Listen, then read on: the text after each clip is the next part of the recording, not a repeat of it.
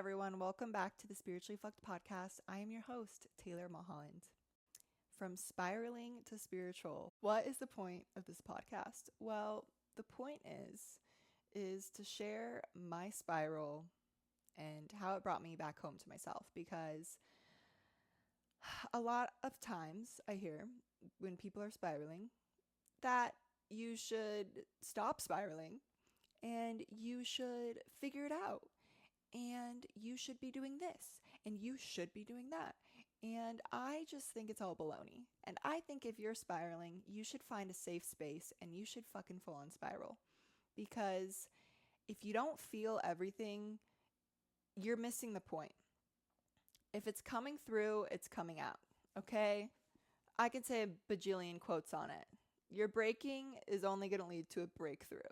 And right now, I'm fucking breaking. And, well, I was. I'm manifesting not breaking anymore. But I was fucking spiraling because I didn't know where I wanted to be, what I wanted to do, who I was. I let myself go there. I didn't just fix it or try to fix it or try to tune it out.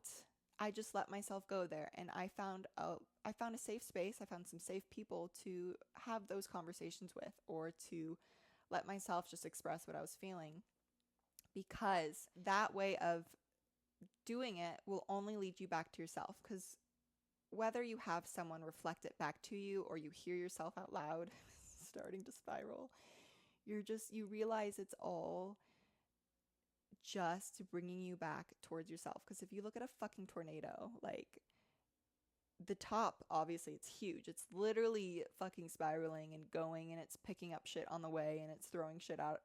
But at the end, it's always literally at one point. And you just have to go through that process until you find yourself back again. And how that was for me is I just felt really lost, quote unquote lost. I'm like, I don't know what I want to do, blah, blah, blah. And I realized that it was such a gift that where I was in my life, where I could just sit and listen to all these insane thoughts. And I sat a lot in silence.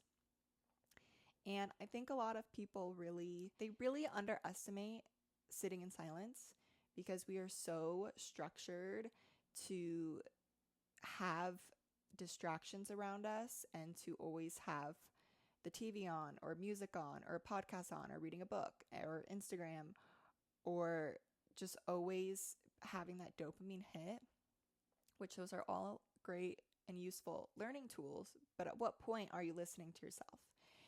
And I notice myself go through stages where I am reading a lot and listening a lot and like absorbing a lot of information. And then all of a sudden you need to just stop that and you need silence. And it's such a gift, because once you allow yourself to sit in silence, literally laying on your bed, laying on the floor with no music, nothing, just your thoughts, everything that you have been avoiding or using as a distraction to cover up starts to flood in. And that's what I was experiencing and I don't know if you've ever experienced this, where you're feeling a certain way, so we use things to cope. Whenever I was feeling sad, I would always listen to The Office or watch The Office, because it almost was like, obviously it would make me feel better because it's like so silly and I love it. Or I listen to music because I love it and it brings me those good feelings. But it was always covering up something I was avoiding. So when I started sitting in silence, I started to hear and feel everything that I was tuning out before. And so recently I've just allowed myself, because I just was feeling a ton. And instead of covering it up with reading a good book or reading or watching TV or whatever, which I do all those things, but, well, I don't read that much, but I like watching TV. I like listening to things. Hopefully you like listening to podcasts, because we're here.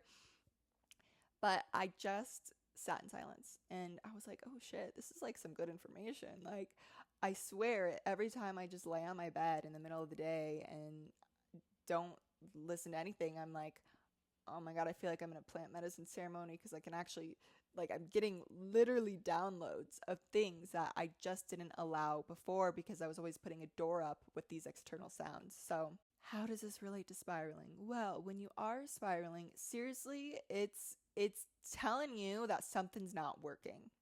Because if you ever look at those tuning forks or know anything about sound therapy, it's that chaos creates coherence. And I'll try to link a YouTube video in the show notes. But if you've ever seen those sound frequency waves, it's like a bed. They show them at Joe Dispenza all the fucking time because this guy knows his stuff. It's like it's like a plate, and it vibrates with certain frequencies, and it's like all these salt particles on the top are like jibber jabbering and shaking, and it's like it looks like chaos, and then as soon as the sound levels out, it like makes this beautiful pattern. And that's what's happening in your life when you're literally going through a chaotic state, because things have to fucking break and shatter and get all over the place for you to finally find that coherence. And so the chaos is coming up. You have to feel it fully. You have to feel everything that's coming up and uncomfortable feelings instead of trying to cover it with like antidepressants, or even like plant medicines can obviously help you reveal certain things in that uncovering or that chaotic state, but you have to integrate it. So if something is being shown to you, you can't just slap a toxic positivity or spiritually bypass it with an emotion or a mantra and just say, I'm okay, I'm okay. It's like, no, you have to feel it fully.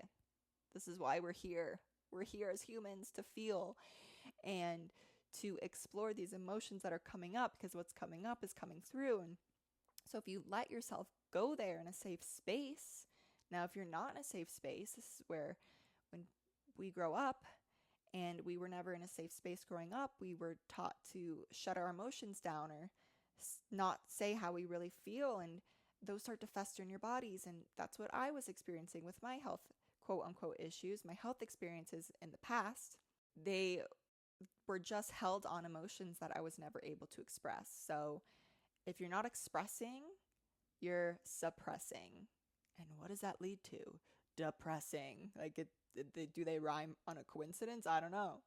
But when something is coming up, you'll want to feel it fully, because if you suppress it, it's literally going to be packed inside of you like a fucking sandwich, and it's going to come out with a health injury.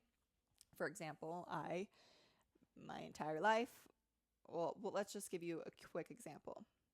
With my back in my last podcast episode, that was a great example, but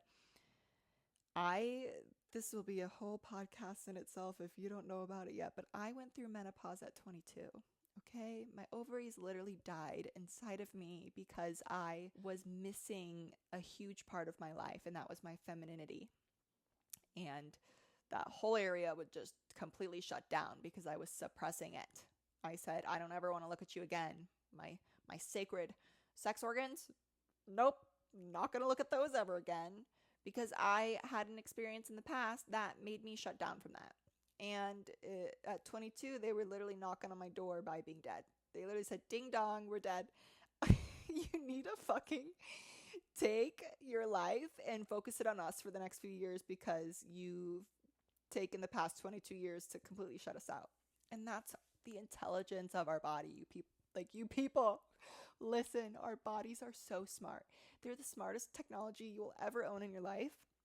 When you have a malfunction or something's going on, they're going to give you a little ding. And that ding usually comes in really uncomfortable or quote unquote issues or diseases. Dis-ease, when your body is in dis-ease, it will come on as a disease. Like, you don't want it to make it to cancer, because that's when you really have suppressed a lot. And this can go deep, because it's like, well, then why do kids get cancer? Are they suppressing things? No, that's just the life they signed up for, and they wanted to learn at a very young age what it was like to go through that. And it's a whole nother topic. But for me in my life right now, our body speaks, baby. Okay? Body speaks. Remember that. And so where did this go? See, I just spiral, but I brought that up for a reason. When you don't feel your emotions fully, your body will feel them for you until you address them. And so instead of me, like, I could have took these feelings of sadness and depression I had for myself and just slapped a mantra on it, or went and got a day job that kept me preoccupied and busy, or just sat and watched TV all day, or just took up something that completely put a band-aid over those emotions. I could have started like fucking microdosing or something and just, you know, just stopped feeling those. Like, I could have done something that made me stop feeling those feelings. But if I didn't take the time to sit and feel those, they would have shown up later in my life. So thankfully, I'm at a place in my life, and I've created a life where I can sit and fucking lay on the floor and feel how sad I am. And then that sadness leads to, you know, oh, well, this sadness isn't now. This is sadness that I held back when I was fucking 10, when I wasn't able to share what I was feeling or whatever. And granted, I have tools that I can use when I'm feeling that way to get them out of my body, or I have tools and resources that I've put in my little toolbox of healing Taylor toolbox, that I can use and grab whenever I'm feeling icky. And I know a lot of people don't have those, and that is why, part of it why I'm here. I'm not going to try to fix you or tell you how to deal with those, but I'm going to tell you that if you're feeling something, like, don't just go to a doctor and tell them to fix you with a supplement, or not a supplement, but like a prescription, because you're just you're hijacking your healing. If you're feeling depressed and sad, that's not you. Your soul would never sign up for a life to be depressed and sad. It's just something you haven't uncovered yet. And I have a lot of compassion for people who don't have tools and resources like I do, or what I see my friends have, that, you know, granted, I'm thankful I'm in a community that supports this type of language, but I do have compassion for people who don't know what to do when they're feeling that. If they're depressed and they go to a doctor and they get on depression medication, I have compassion for that, and I am okay with that. And there's absolutely nothing wrong with that. It's because that's all they know how to do. Being here, and if you're listening to this, I just only want to tell you that your soul would never choose a life of depression. And if you are feeling depressed, or you're spiraling in your life, or you feel lost, it's only guiding you back home to yourself, and it's only going to lead to breakthroughs if you allow yourself to feel those emotions fully, because they're clearly telling you something. And I see a lot in out there that when someone goes through a breakup, they usually go on antidepressants. And I have compassion for those people, and there's nothing wrong with that, because that's what they needed to do at the time. But it just means they're not grieving fully what is coming up, because no shit, you're gonna be depressed. You just broke up with someone. Like, you're not gonna be happy, okay? You're gonna be sad, and you're gonna feel horrible. Even if it's 6 months, a year after that breakup and you still feel sad and horrible, there's nothing wrong with you. It's just there's something inside of your body that is still holding on to that emotion. And it probably wasn't fully that breakup. It probably was something that happened to you when you were 5 or 6 that this breakup triggered, or it reminded you of it. And so when you go on things that put a band-aid over that, you're hijacking your opportunity to heal. And so when you're spiraling, it should be one of those times when you make it a fucking spiritual experience, and you go back to those practices that bring you back to yourself and bring you back into your body. So with this last spiral, I was just like, who am I? What do I want to do with my life? Like, I'm feeling all these things, and it's like, okay, what is always something that helps me? Well, I got to get back into my body. How do I get back into my body? Grounding, nature, fucking swimming in the creek, I don't even like hiking, you guys. I'm not gonna lie. I don't love hiking, okay? I love walks in nature, but hiking is hard. Maybe this is why my back broke last month, because my ass is just weak, but hiking is hard. But I do it because it puts me in nature, and I do it because it connects me with my family. but just got to go back to things that put you in your body. And then once you're in your body, you can like really feel like, where's this emotion coming from? And for me, what I like to do is I like to take pauses on things and really work on like cleansing my body. And earlier this year, I was doing a lot of eating, whatever, traveling a lot, and I just was like, I need to fast. So I did a lot of fasting under supervision of myself.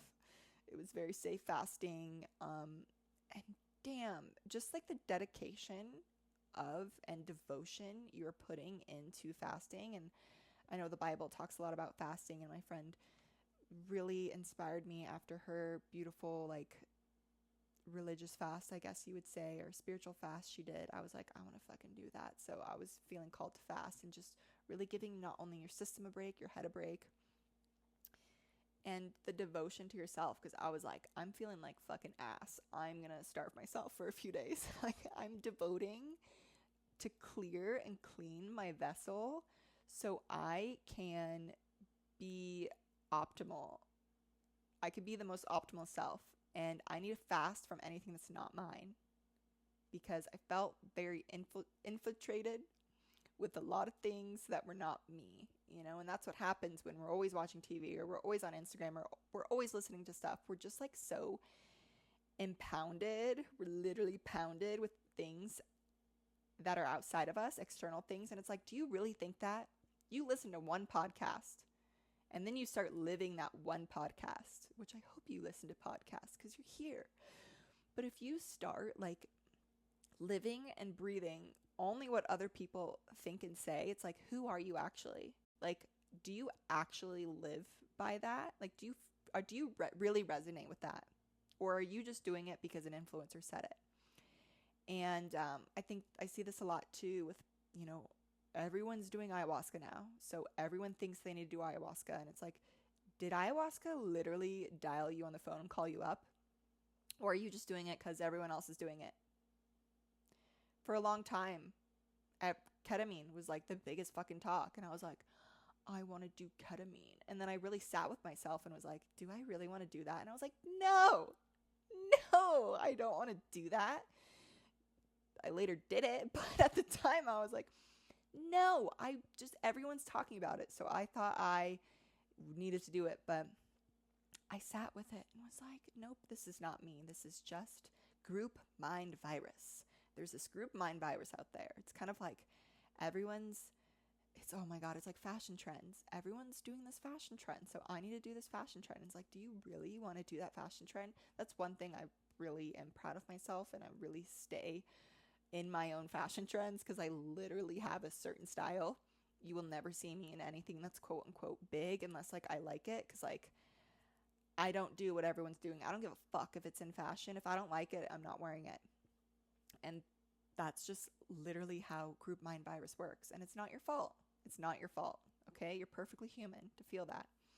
But is that really something you want to be doing? Like, you have to really sit with yourself. Okay, back to fasting. When we cleanse ourselves, and you don't have to fast to do this, but when we start detoxing ourselves from things that are no longer us or are not us, we start to go back home to ourselves. So when I started to spiral, I started to fast. And, you know, this is where combo, I'm a diehard for combo. I literally live and breathe this medicine. It's like so grounding. It puts you in your body. There's no DMT, so you're not going out into space. You're just like in your body. It's detoxifying. It's gives you a bunch of peptides, and everyone's paying for peptide therapy now. And I'm like, okay, well, you just get peptides from the jungle by doing combo. But I was doing some combo, and then, you know, there's parasite cleansing, and I was all doing whatever I felt called to. I wasn't trying to strip myself. I was trying to come back home to myself by using these tools to help release anything that was no longer me. And you could do this by fucking saging yourself. Like, this is just how I was doing it internally, because I'm very connected and very in my body. And so what these fasting and these practices were doing is just, they were cleansing my physical vessel, which, hello, my soul lives in my physical body. So it was also cleansing my soul. And then I started doing Sananga. And if you know what Sananga is, It's intense. And if you don't know what Sananga is, it is these eyedroppers from the jungle. And it's a very intense, beautiful, beautiful, beautiful medicine, but it's fucking intense and it comes from a root. Comes from a root in the jungle. And I believe the ones I were using were from Brazil.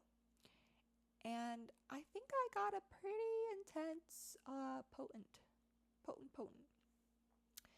bottle of it. But I was doing that, and what it does is it's really good for cleansing the vision. And boy, was my vision cleansed, because I had my heart set on who I thought I had to be. And with this medicine, it's all about like clearing the vision, detoxifying your pineal gland, blah, blah, blah. It cleared the vision of who I thought I was supposed to be. And who I thought I was supposed to be is a little bit similar to who I know I'm supposed to be. They're kind of quite the same, but I just think in different paths right now. And so with this spiraling and this lost situation, I just dedicated my life back to myself. And again, I am a realist. I know not everyone can just like throw out their life out the window and just do all these practices to dedicate their entire life to themselves if they're going through a midlife crisis. But there are things you can do. And if you've ever been to a Joe Dispenza event, you'll know that it's fucking dedication and commitment. And it is not an overnight fix. My fucking ovary situation, from 2022, I didn't feel complete when I was 22 and my ovaries were quote unquote dead inside of me. That healing journey wasn't quote unquote complete, or I didn't feel complete with my ovaries. Like, they didn't start working by themselves again until 4 years later. So for 4 years, every single day I had to dedicate my life to that part of my life, like that area in my body. It wasn't an overnight fix. We're so used to Amazon coming the next day. I am too. I am a avid user of Amazon, and if something can't get here in 2 days, I'm like, what? What do you mean you can't get here in 2 days? But your healing's not going to be an Amazon delivery. It's not going to come overnight, and you have to commit to yourself, even if it's fucking 10 minutes a day. I see you guys. I know people. One of my best friends works 80 hours a week, and I'm not even exaggerating. She has like 20 jobs. She still puts in effort weekly for herself, and I admire that so much. And you have to do that for yourself if you want change. And it's not going to be an overnight fix, but what is going to fix it is feeling it. You have to feel what's coming up. And if you are feeling a lot and you don't have a safe space for it, I really hope you can find that for yourself. And here are maybe some tools to help you find it. Find a safe friend. Literally, just you need one safe friend that will not tell you that you're wrong, that will not try to fix you, that will literally just hold space for you to vent or to feel your emotions out fully. You just need that friend or someone. And if you don't have that, fucking put up your phone. I recently been doing this, is just recording myself go off.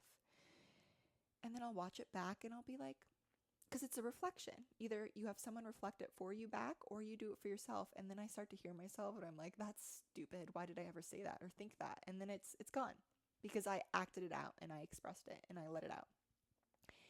And that's what you don't need to do, but that's what could help you. I'm not telling you should do anything, because I'm not here to fix you or tell you how to live.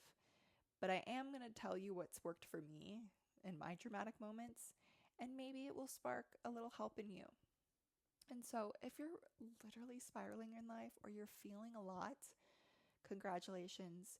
You're a human, and it's beautiful, and it's also fucking shitty, and it's painful. And trust me, I've been there. I've bled so many times, but you have to let the wound bleed for it to become a scar. I just made that up. I don't know if it makes sense. But if it's a wound, if it's open and you can put as much band-aids on it, but it's gonna heal on its own time. And so I just heard my mom walk in, so I'm gonna wrap this up. So if there's one thing I could leave you with this, it's that if you're feeling a lot, congratulations, and feel it fully, because the feeling leads to the fixing, and you're not broken. You're just having your breakthrough. Okay, so I'm gonna leave you with that, and I'm gonna catch you another time. So okay, bye.